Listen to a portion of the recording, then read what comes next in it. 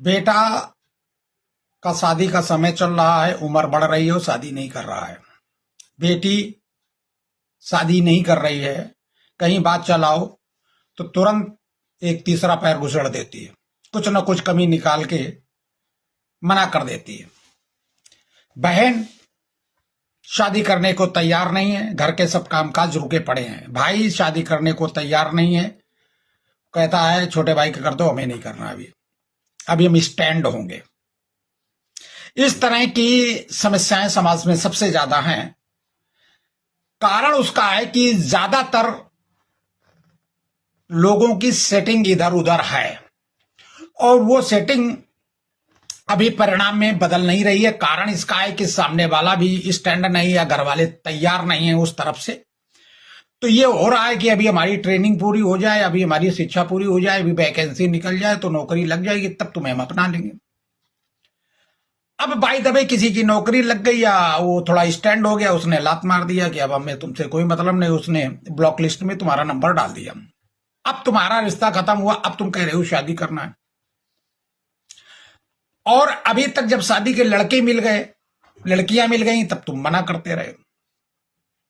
ऐसे लोगों के साथ सही सा हमने उपाय अपने क्लाइंटों को बता देते हैं कि अगर आप बेटी की शादी या बेटे की शादी कहीं सेटल हो रही है, या बहन की शादी या भाई की शादी सेटल हो रही है, आपकी जिम्मेदारी है सभी जिम्मेदारियों को उठाना, तो बेहतर है जो मना कर दे सहज ढंग से उसको एक कागज पर 4 लाइनें उससे लिखवा ले कि मैं अभी शादी नहीं करूंगी, मैं अभी शादी नहीं करूंगा, हमारा अभी स्टैंड होने का समय है और इतने समय के बाद शादी के बारे में हम विचार करेंगे।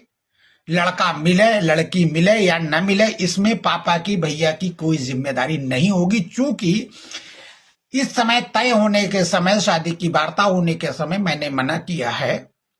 अगर ये शादी मेरी नहीं कर पाते तो इनकी कोई जिम्मेदारी नहीं। मैं समाज में किसी से ये नहीं कहूंगा कि मेरे भाई ने, मेरे पिता ने संबंध के लिए कोई प्रयास नहीं किए और अकर्मण्य हैं मेरे पिता और मेरे भाई और गैर जिम्मेदार हैं।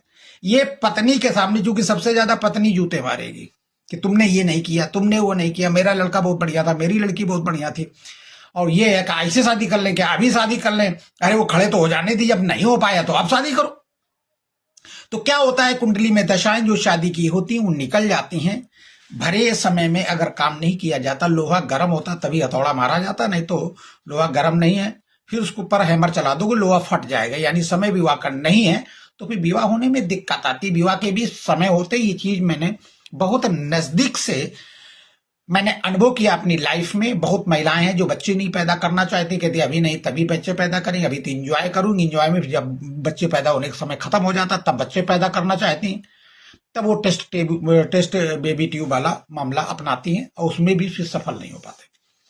तो ये एक समय प्राकृतिक एक नियम है, उस नियम के आधार पर अगर काम नहीं करेंगे तो आपको दुख झेलना पड़ेगा। इसके बाद दुनिया का तमाशा, पहले तो दवाई खा खा के बच्चे खराब करेंगे और इसके बाद फिर होना बंद हो जाएगा, समय खत्म हो जाएगा, तुम्हारा खाता पूरा 4 बच्चे होने थे, चारों तुमने खराब कर दिए।